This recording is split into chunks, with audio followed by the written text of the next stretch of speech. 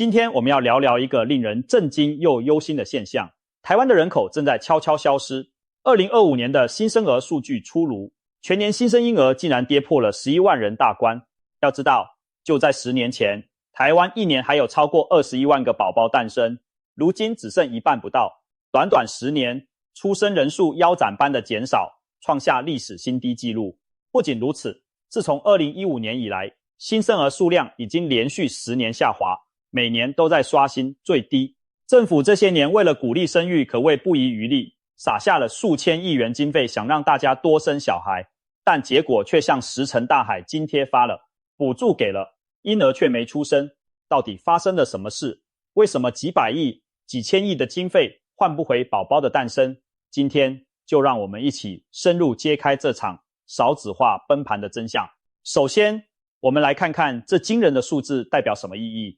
2025年，台湾一整年的新生儿只有10万7千多人，比前一年又整整少了将近3万人。要有概念，2024年是传统上象征好运的龙年，人们本以为龙年生子或许能刺激一波生育潮，但现实却十分残酷，连龙年的小小加持也救不了生育率的低迷，新生儿不增反降。换算一下，现在台湾每一年平均每1000人当中才出生约 4.6 个婴儿，也就是说每200多个人里面一年才添一个新生儿，人口成长趋近停滞甚至倒退。与此同时，我们的人口老化却在加速，每年死亡人数早已远远超过出生死亡人口，接近出生人口的2倍。人口总数自从几年前开始出现负成长，而且年年加速减少。台湾社会正面临一个前所未有的景象，婴儿越来越少，长者越来越多，整个国家仿佛慢慢的在集体消失。或许有人会想问，台湾不是一直以来都有2000多万人口吗？怎么可能说正在消失呢？让我们把时间拉长来看，就会发现端倪。现在的年轻一代，兄弟姐妹普遍很少，有的甚至是独生子女。然而在50-60年前，台湾家庭的样貌可完全不同，许多5年级生、6年级生，民国50-60年代出生的人，来自4-5个甚至7-8个兄弟姐妹的大家庭。上一代的人常戏称家里孩子多到可以组一支篮球队，那是个人口高度成长的时代，街头巷尾到处是玩耍的孩子生。然而随着社会进步与政府政策的转向，台湾的人口曲线在过去半个世纪发生了戏剧性的翻转。大约在民国50-60年代起，西元1960年代左右，政府开始宣导家庭计划，也就是鼓励家庭少生孩子。那时候流行一句口号，一个不嫌少，2个恰恰好。因为当时台湾婴儿潮人口激增，政府担心人口过多影响经济发展和家庭生活品质，于是提倡节育，推广避孕与少生。有趣的是，当年的政策非常成功，台湾的生育率从每名妇女生将近7个孩子，大幅降到了2个以内。到了1980年代，台湾的平均生育数已经接近所谓的世代替换水平，约 2.1。 换句话说，那时候台湾人已经从多子多孙的传统观念逐渐转变为2个孩子恰恰好的现代家庭规模。如果故事在这里停止，或许我们会以为台湾的人口就此稳定了下来。然而现实再次反转，进入1990年代后，生育率不但没有在2左右止稳，反而继续往下掉。经济快速发展带来了都市化和生活方式的改变，许多夫妇觉得1-2个孩子都负担沉重，更不用说多子女家庭。90年代末，台湾的生育率跌破了 1.5， 正式进入少子化的阶段。当时可能很多人还没有意识到问题的严重性，毕竟街上仍有不少小朋友，学校教室也坐得满满的。但这股下滑趋势并未停歇，到了21世纪初，情况变得愈发明显。西元2003年前后，台湾的总生育率 TFR 平均每位育龄女性一生生育的孩子数降到了 1.1 左右。2010年更跌至约 0.9， 创下当时的世界最低纪录。要知道，维持人口不衰减所需的生育率是 2.1， 我们现在不到1，连一半都不到。换算成通俗的说法，平均每对夫妻生不到1个小孩，听起来很荒谬，怎么会每对夫妻不到1个小孩呢？其实这反映的是许多人选择一个也不生，或者有些家庭顶多生一个而已，导致平均值这么低。当时国际媒体甚至以亚洲四小龙不爱生小龙来形容台湾、香港、南韩、新加坡等经济体的低生育现象。台湾作为其中一员，生育率一度垫底全球。这对一个已开发社会来说，既是现代化的标志，却也是沉重的隐忧。面对生育率跳水般的下降，台湾政府终于拉响了警报。其实早在2006年前后，政府就意识到少子化趋势不可忽视，开始零星推出一些鼓励生育的措施，但起初力度有限，收效不彰。直到2010年，生育率跌到全球最低，震惊各界。少子化问题正式被提升到国家安全层级来讨论，因为专家们惊觉，照这样下去，再过几十年，兵源不足、劳动力短缺、经济成长趋缓、社会养老负担沉重等一连串问题都会集中爆发，人口结构的崩坏将动摇国家发展的根基。于是，政府在过去10多年来陆续祭出了各种鼓励生育的大招。如果说以前为了减少人口施行的是家庭计划，那么现在展开的俨然是催生计划，只不过这场催生行动打到现在，却像是一场灰头土脸的败仗。我们不妨盘点一下政府到底做了哪些努力。首先是撒钱，简直可以说是狂撒钞票。从中央到地方，各级政府继续加码各种生育奖励金、津贴补助。以中央政府为例，近年推出了所谓育儿津贴和托育补助，每生一个孩子，从出生开始，父母每个月都可以领到一定金额的育儿津贴，从原本几千元调高到5000元以上，而且发放年限从小孩2岁以内延长至5岁或入学前。也就是说，在孩子幼儿阶段，每个月都有政府的红包可拿。另外还有托育补助，如果家长把孩子送到合格的托婴中心或请登记的保姆，政府替你付一部分费用，减轻家长负担。再来，一次性生育补助金也提高了，许多县市政府额外提供生孩子的奖励金，从几万到20万都有，甚至有县市祭出生一胎6万、2胎10万、3胎12万之类的阶梯奖励。一些偏乡地区为了留住人口，更是开出诱人的条件，例如某些乡镇生第一胎就给10几万元，后面孩子更多加码。总之，只要你愿意生，小到尿布奶粉钱，大到教育补助，政府都努力帮你出，试图用金钱来降低生养孩子的经济门槛。除了直接发现金，政府还推了各种政策性福利，比如延长育婴留职停薪假，父母可以请育婴假最多2年，在此期间还有一定比例的薪资补助。目前育婴留停可请2年，头6个月政府给予原薪资60%的补助，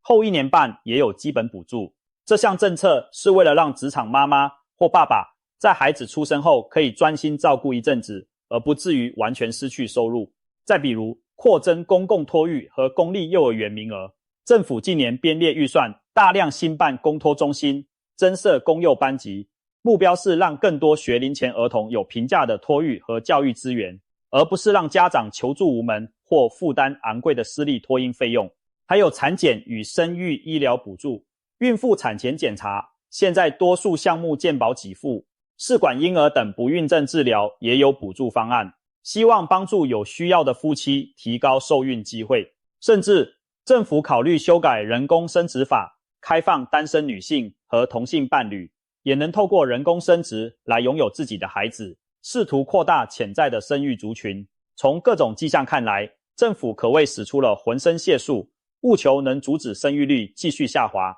在行政院的报告和计划书里，满满都是美其名的专案，比如提高生育率、行动方案、少子女化对策计划等等，还列出了2030年把生育率拉回到 1.4 的目标。中央编预算，地方也跟进，整个公部门像打仗一样投入资源。据统计，过去8年来，约2017年至2025年，台湾各级政府为了抢救生育率，投入的经费高达5900多亿元，这数字相当惊人，将近6000亿，相当于国家1年预算相当大的比例了。可以说，少子化已被当作头号国安危机来砸钱抢救。按理说，如此大手笔的投入，总该有些效果吧？然而，现实却非常残酷，几千亿元撒下去，换来的不是生育率上升，反而是持续探底。我们前面提到2010年生育率曾低到 0.9， 后来在政策开跑后有过些微反弹，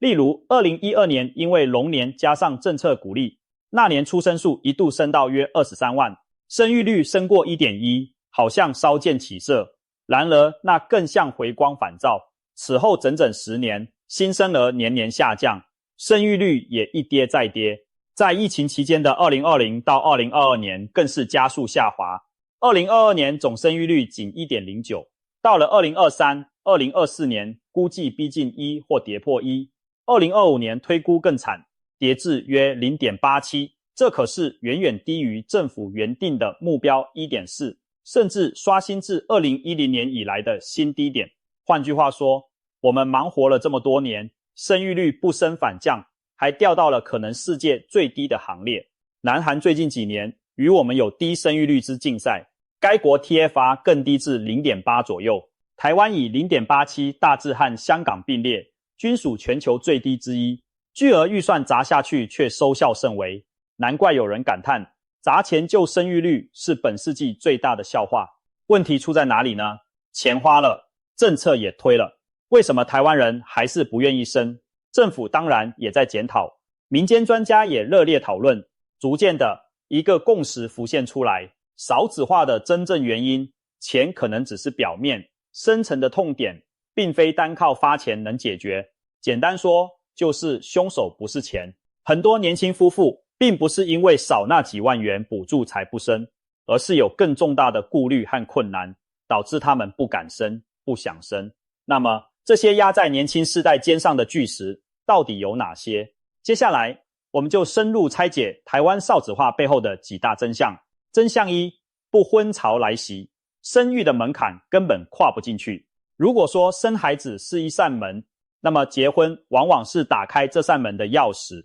在台湾的文化和社会结构中，绝大多数小孩都是婚姻内出生的，未婚生子在社会上仍不普遍。尽管法律上未婚产子也没问题，但实际情况是未婚育儿者很少，还可能面临更多养育困难。因此，年轻人不结婚，生育率自然就上不去。而现在，台湾正经历前所未有的不婚潮。根据内政部统计以及卫福部长石崇良的说法，2022年台湾适婚年龄的年轻人约25到44岁，中不婚比例已高达 52%， 也就是说，超过一半的年轻人还没结婚，创下历史新高。相比之下，1990年时代，不婚率只有约 21%， 30多年里，不婚族群比例翻了1倍还多。以前10对年轻人里大概有8对会结婚，现在10对里不到5对结婚，这是一个巨大的社会转变，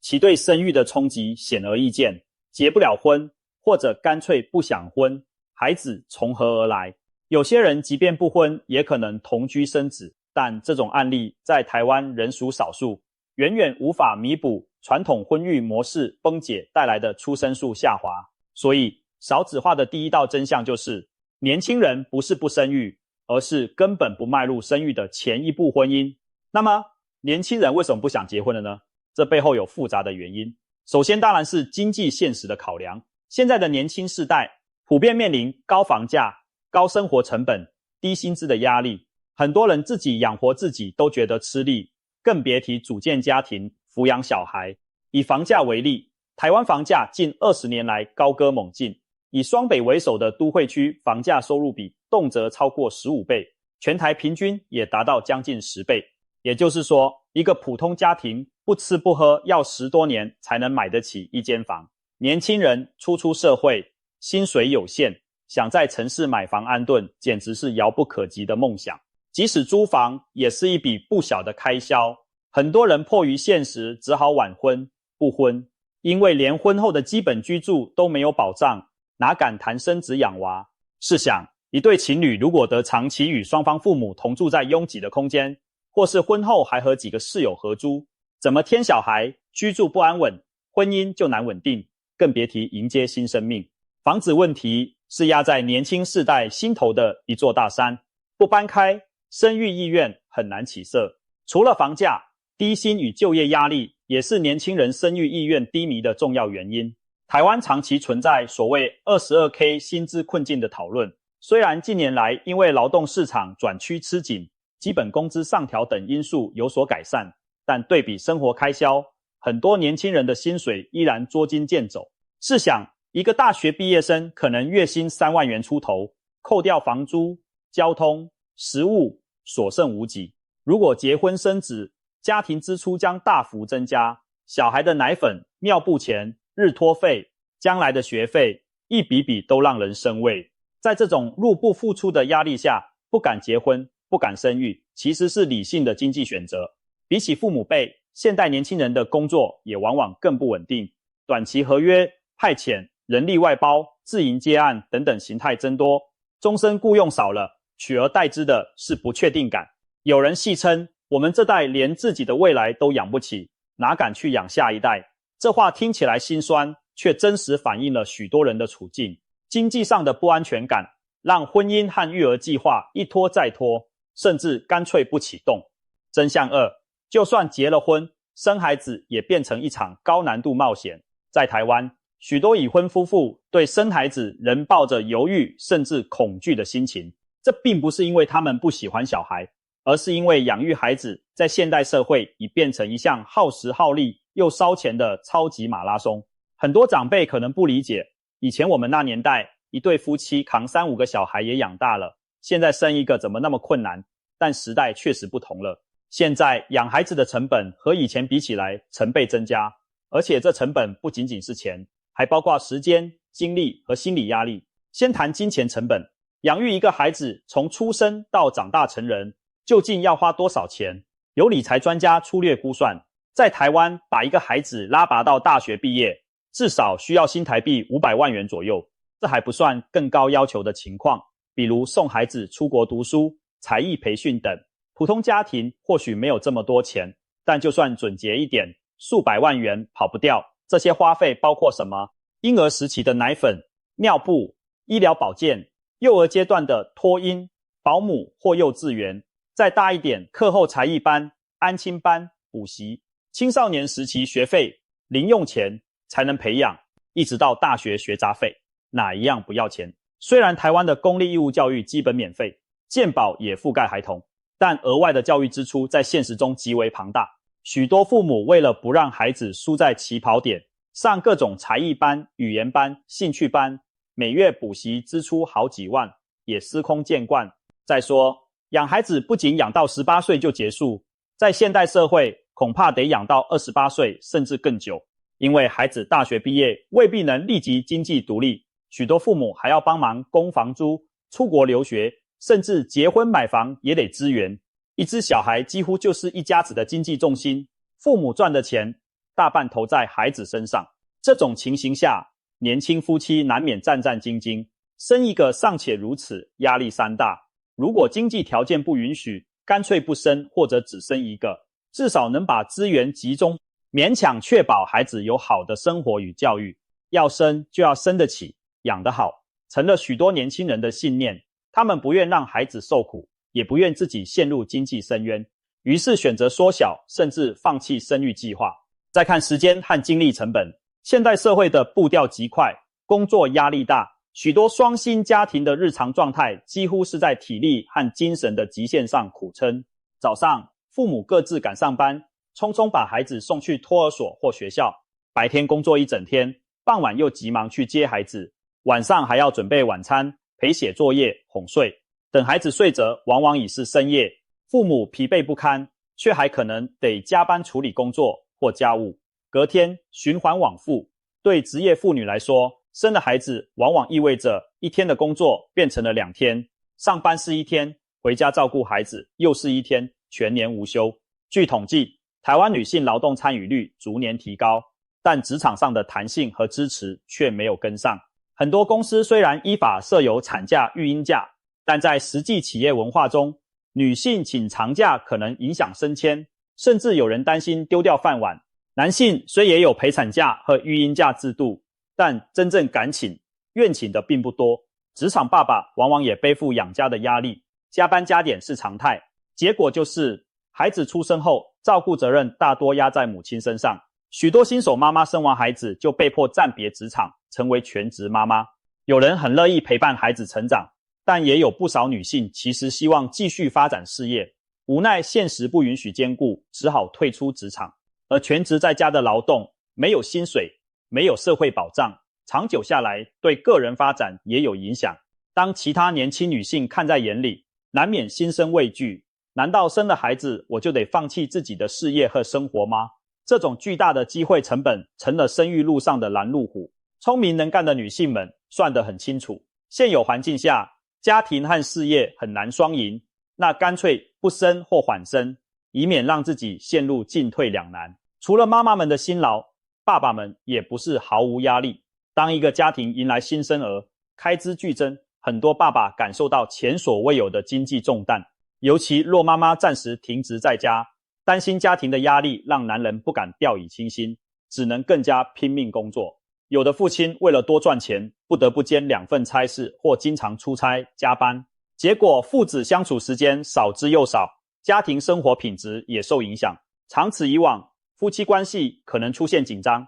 育儿也更辛苦。这些潜在的负面后果都让许多新婚夫妻心有戚戚。我们准备好了吗？成了在决定生孩子前反复权衡的问题。如果答案是否定的，他们宁可推迟1年又1年，就这样最佳的生育年龄悄悄错过。不少夫妇最后即便想生，也面临高龄产妇、受孕困难的挑战，最后只能遗憾地加入顶客族定双薪无子的行列。值得一提的是，育儿支持体系的薄弱也是压垮生育意愿的一根稻草。俗话说，养儿方知父母恩。以前大家子族群体社会，一个孩子的出生，周围有爷爷奶奶、外公外婆、叔叔姑姑一起帮忙带。可现代的小家庭，两边通常各只有一对年迈的父母，甚至有的长辈自己还在工作，或体力无法负荷，能帮上忙的亲人越来越少。很多新手爸妈带孩子几乎是孤军奋战，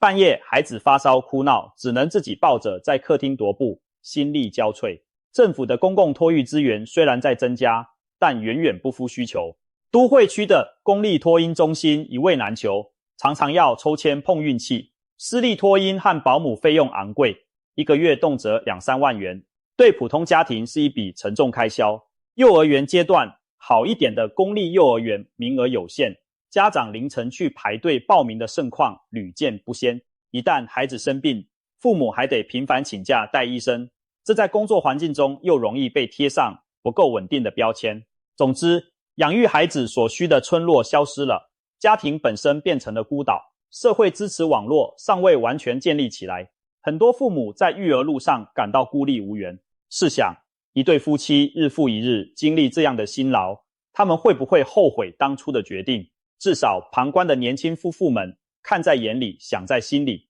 对生孩子更退缩了。因为他们觉得自己可能撑不下去，或不愿让自己陷入那样的困境。这并非自私，而是人对自身极限的清醒认知。当养儿育女从一件天伦之乐变成高风险的艰巨挑战时，人们却不是可以理解的。真相3，观念变了，新世代对人生有了不同的想象。少子化不只是经济和制度问题，它还反映了一种深刻的文化转型。相较于父母辈、祖父母辈是传宗接代、儿孙满堂为天经地义，新一代年轻人对婚姻和生育的价值观出现了巨大改变。在许多人眼中，结不结婚、生不生孩子纯粹是个人选择，而不再是一种必然的人生义务。这种观念转变使得不要小孩成为可以被接受甚至相当普遍的想法。过去如果有人已婚却迟迟没孩子，周遭亲友难免关切，怎么还不生？要不要我介绍中医调理身体？那种传统社会不孝有三无后为大的压力无时无刻不在。但现在这种压力大为减轻，至少在城市年轻族群中，选择不要孩子的夫妻并不会受到过度指责，反而得到理解。养小孩很累，过好2人世界也不错。至于尚未结婚者，更是对此话题敏感。如果逼婚逼生反而引起反感，整个社会环境对不生族愈发宽容甚至友善，无形中也让更多人觉得其实不生孩子也没什么不好。此外，个人主义与自我实现的价值观盛行，让年轻世代有更多元的人生追求。有人把时间精力投入在事业发展上，觉得成就感来自专业领域的突破，而不是来自养育子女。有人沉迷于各种兴趣爱好，如旅游、美食、运动、艺术创作，他们享受自由，不想被家庭责任束缚。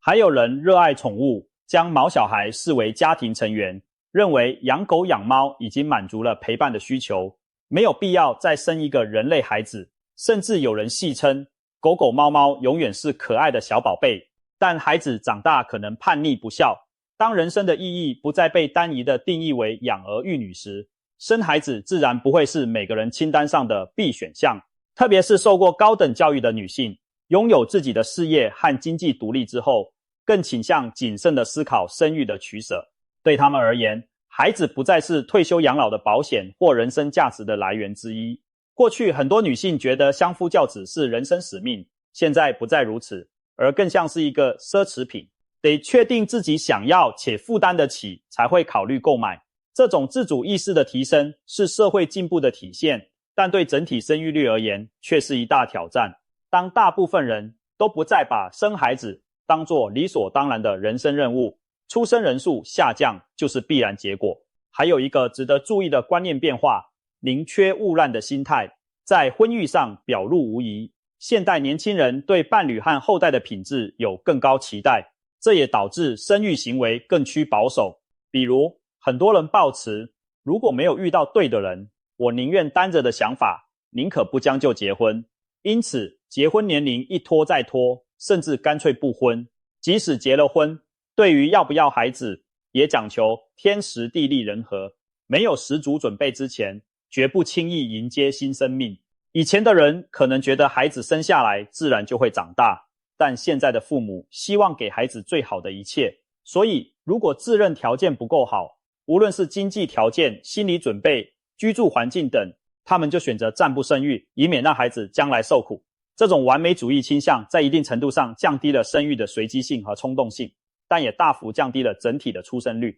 毕竟现实从来不完美，等条件全部就绪，往往遥遥无期。许多人就这样一等再等，最后错过了生育时机。综观上述种种原因，我们可以理解为什么政府撒了那么多钱，生育率却还是起不来。因为年轻人的考量是全方面的，婚不婚、何时婚、生不生、何时生，每一步都牵涉经济、职场、家庭、心理、价值观等多重因素。政府的补助虽能在某些方面提供协助，比如减轻部分经济负担，但对于更深层的困境却显得无力。正如前阵子媒体报道的一个现象，政府编列的大笔儿童教养补助经费，实际执行率不到 75%， 有钱竟然没人领，乍看之下不可思议，怎么会有人补助，摆在那里不去申请？但仔细想，或许并非家长懒得领，而是根本没有足够的孩子去领。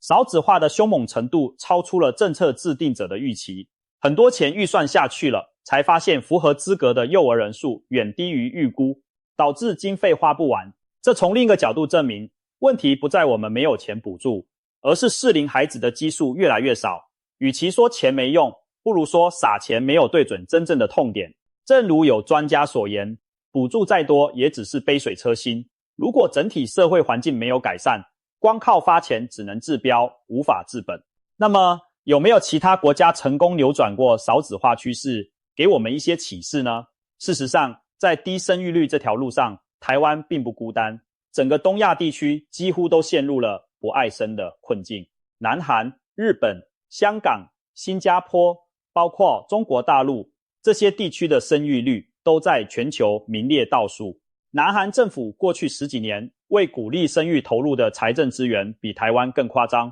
但如今 TFR 仍跌破 0.8， 连续多年全球最低，几乎要创人类历史新低纪录。日本自从1990年代进入少子高龄社会后，也从未真正扭转少子化，生育率长期在 1.3 左右徘徊，人口持续老化中。尽管日本采行了育儿补贴、带薪育儿假，甚至鼓励男性休育儿假等措施，但成效有限。这说明了要提高生育率是极其困难的，尤其当整个社会文化都走向少子化时，政府的力量显得渺小。不过，也有一些相对成功的例子值得参考。在欧美国家中，法国和北欧国家的生育率相对较高，约在 1.7 到 1.9 之间，接近世代更替水平。究其原因，他们在社会福利和家庭政策上提供了全方位支持。例如，法国实行完善的育儿津贴、免费的公共托儿系统、弹性的工作安排，以及鼓励女性重返职场的政策，使得妇女不必在职业与家庭中做残酷的二选一。还有例如瑞典、丹麦等，强调父母双方共同分担育儿责任，甚至设计机制强制爸爸们也要带孩子，不然补贴就损失，营造出较平等的育儿环境。这些国家的一个共通点是，让养孩子变得相对不那么累，降低了生儿育女对个人生活的冲击。因此，年轻夫妻比较愿意多生一个。当然，即便如此，他们的生育率也只是勉强维持在接近2而已，离突破 2.1 还有距离。现代社会没有哪个主要国家能稳定维持高生育，唯一的例外可能是以色列，生育率约3，高于替换水平，但那有其独特的宗教文化因素，不易复制。从全球经验来看，要扭转少子化没有灵丹妙药，却有一条基本路径，打造有利于养儿育女的社会生态。也就是说，把那困难的超级马拉松变得没那么难跑，跑道多设几个补给站，多一些啦啦队，年轻人才可能愿意参赛。钱固然重要，但也需要制度、文化全面配合。现在我们已经明白台湾少子化的成因复杂而深刻，这不仅是人口数字的冷漠变化，更牵动着未来社会的方方面面。如果任其发展下去，台湾将面临怎样的未来？有人形容，将来我们可能看到这样的景象：幼儿园一间间关门，小学1年级新生寥寥，一个村庄可能1年才出生1-2个孩子，却有几十场老人丧礼。学校班级越来越小，许多大学招不到学生，只好停招甚至倒闭。事实上，台湾一些大专院校已经因少子化减招合并，这只是开始。劳动力短缺严重，各行各业都找不到年轻新血，只能延长退休年龄。60-70岁的高龄员工继续在岗位上苦撑，年轻人将在职场上承担更繁重的工作和纳税义务。因为要抚养越来越多的老人，现在大约每100个劳动年龄人口抚养35个老幼，到了2050年，预估将变成每100个劳动人口要抚养84个老人与小孩，其中绝大部分是老人，也就是一个年轻人得养将近1个老人，压力可想而知。这还没算自己家里的长辈，一些研究甚至预测，未来世代可能不得不工作更长时间，甚至工作到70、80岁，退休时间一延再延，才能维持社会运转。在整个国家的层面，人口骤减带来的挑战更是多方面的。经济上，内需市场萎缩，消费者变少，投资意愿降低，经济成长可能趋缓甚至停滞。想象一下，如果每年出生的人口只及当年的1半不到，那未来消费力、劳动力都将腰斩，政府税收减少，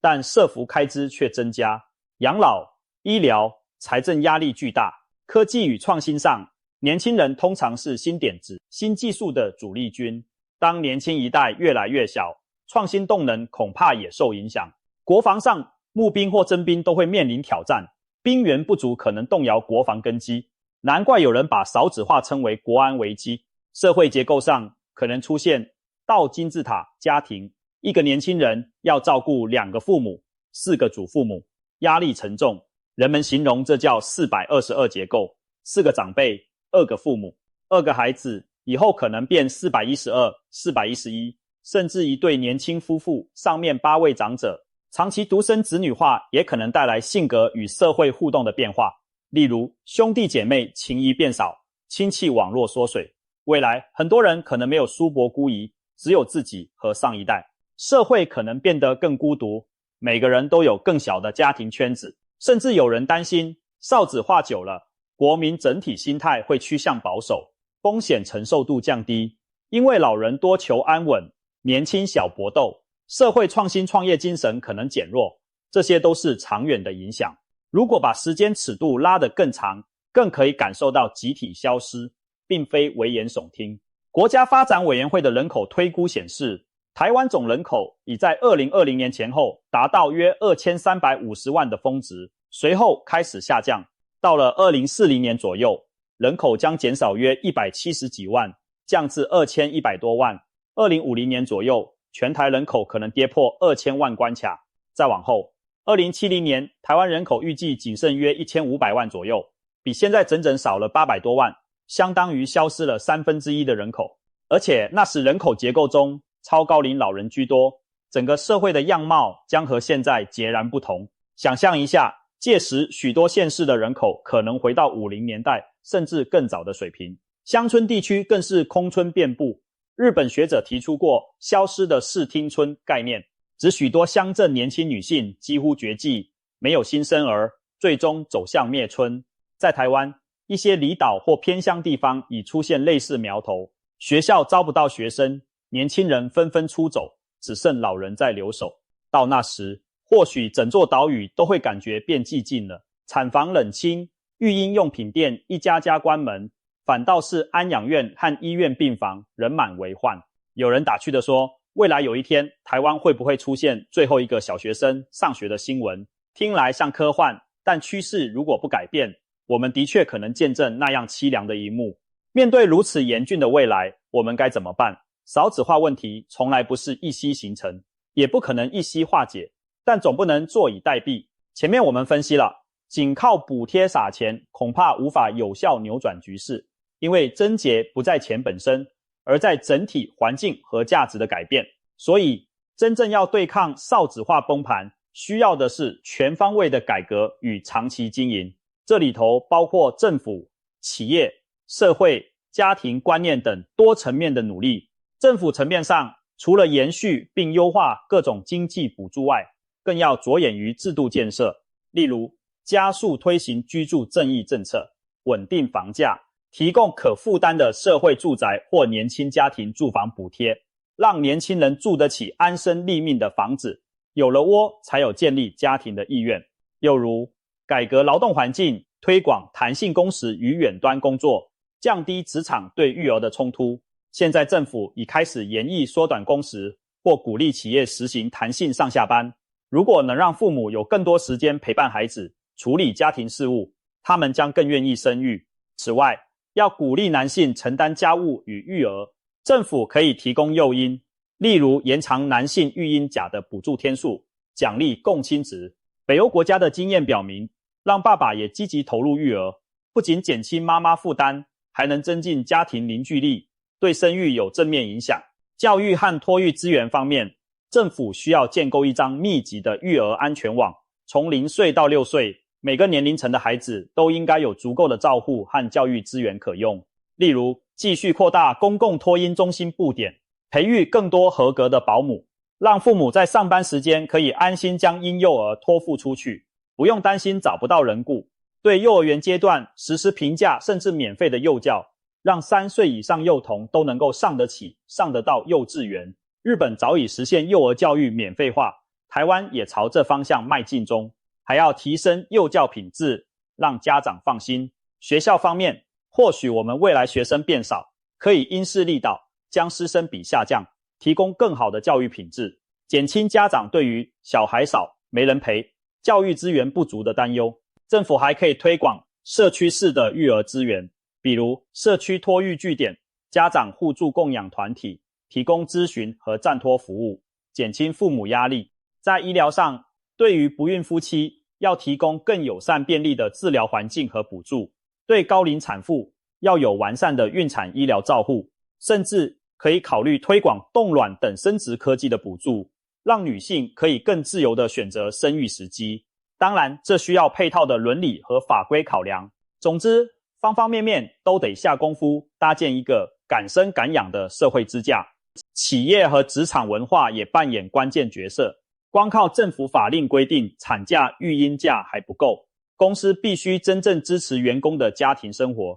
这意味着企业应弹性对待有幼儿的员工，例如允许部分远端办公，提供公司内托儿服务或合作托儿机构，安排亲子日等等。当员工觉得公司体贴他们的家庭需要，他们会更愿意留任，也更敢于安排生育计划。目前台湾已有一些友善家庭的企业做出表率，但需要更多跟进。未来或许政府也可以给予家庭友善企业一些奖励措施，鼓励这种良性风气。毕竟一个人在生育之后能否兼顾工作，很大程度取决于雇主的理解和配合。如果年轻人相信生的孩子不会丢掉饭碗，也不会断送前程，他们才有勇气跨出那一步。相反，如果现在普遍流传的是某某同事一怀孕就被冷冻，升迁无望的负面案例，那生育率想提高就难上加难。还有一个可能需要突破的是传统家庭观念，既然不婚是不生的重要成因，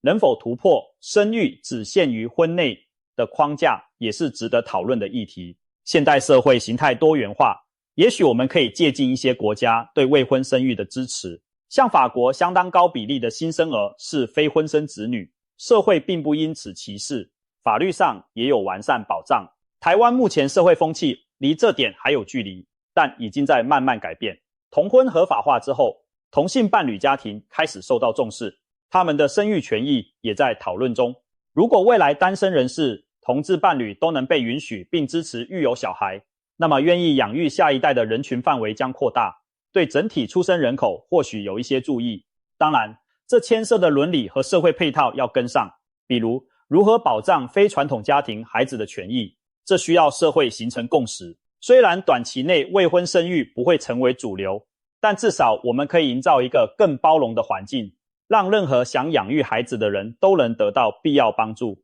无论他们的婚姻状态如何。最后，我们也不得不面对一个现实，即便做足一切，台湾的人口还是会逐渐减少，因为前几十年累积的低生育率已带来人口惯性的效应。现在育龄妇女人数比起过去少了很多，上一代少生的结果就是这一代准妈妈变少，就算每个人多生一点，总数也难大幅反弹。因此，我们可能需要接受一个新常态，人口将比以往少，社会也要随之调整，要将减少的人口变成更精实的人口。重点在于提高人力资本质量和生产力，例如加强教育训练，提升每个年轻人的竞争力，善用自动化和人工智慧，弥补劳动力不足，改善医疗养生，让老年人健康延寿并发挥余热，同时适度引进移民来补充人口。没错，移民可能是未来不得不考虑的选项之一。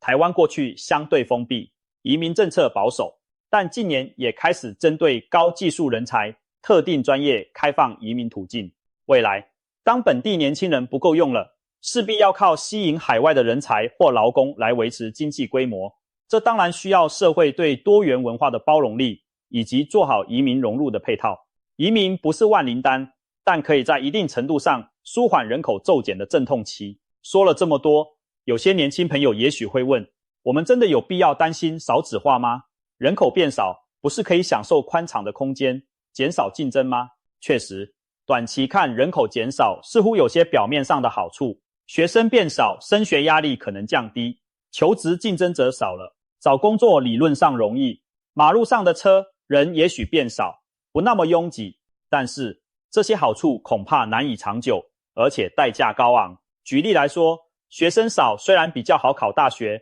但大学可能因此倒闭或资源缩减，教育品质未必提升。工作竞争少了，可如果经济不振，工作机会本身也减少，失业率未见得降。人少空间大了，可当你老了，没有子女照顾，身边都是同样老的邻居时，那种孤独和不便将是社会问题。我们常说，人口红利是经济发展的引擎，反过来，人口负债则会拖慢一切进步的脚步。台湾能在几十年间经济起飞，很大程度上靠的是过去人口结构年轻，劳动力充沛。现在如果人口快速老化，劳动力骤减，我们的社会活力也会跟着下降。更何况人口过少还有国土战略安全的隐忧，维持适度的人口规模对一个国家来说至关重要。简而言之，少子化不是某些人的私事，而是攸关全民的未来。当然，我们并非要鼓吹为了国家就一定要人人去生孩子，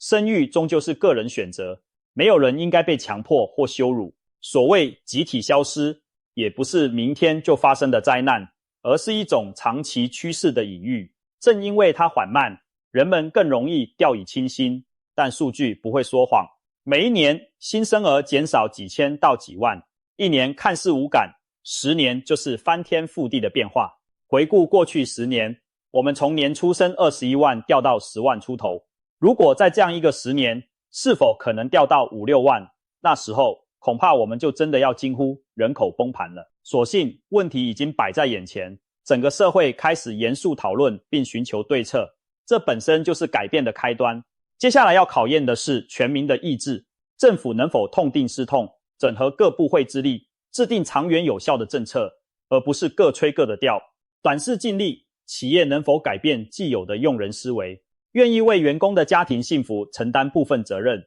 长辈能否转变观念，支持子女轻松育儿，而不是增加压力，整个社会能否建立起孩子是我们共同的宝贝的共识，而非把责任全部压在父母身上。唯有如此，我们才能重拾年轻世代对未来的信心。当年轻人愿意对未来投注期待，他们才愿意孕育未来。在这漫长而艰难的旅途中，我们或许还会遇到挫折，1年2年内生育率不太可能立刻回升，甚至可能继续探底，因为惯性使然。但不要灰心，正如少子化是多年累积的结果，解方也需要时间酝酿，关键是朝着正确的方向努力，不要轻言放弃。也许10年后回头看，如果我们能稍微减缓了出生数下滑的速度，让每个想生孩子的家庭都得到实质支持，那就是成功的开始。如果有一天，年轻夫妻不再因为养不起而不敢生，不再因为没人带而累得崩溃，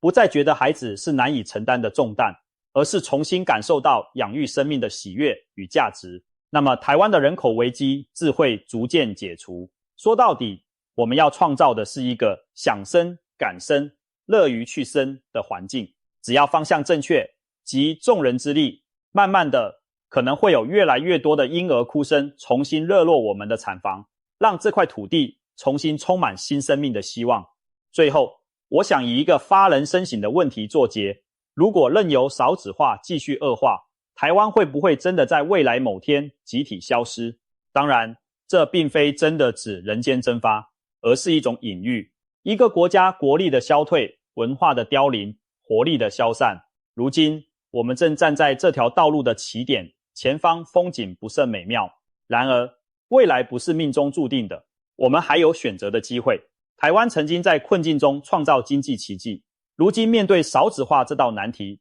我们能否再次展现韧性和智慧，扭转趋势？这将是对我们这一代人乃至下一代人的重大考验。希望多年之后，回顾今天，我们可以庆幸地说，还好我们当时没有坐视不管，还好我们努力改变了方向。唯有如此，台湾这片土地才能世世代代繁衍生息，生生不息。让我们共同努力，让集体消失的危机成为推动改变的契机，为台湾孕育出一个更有希望的未来。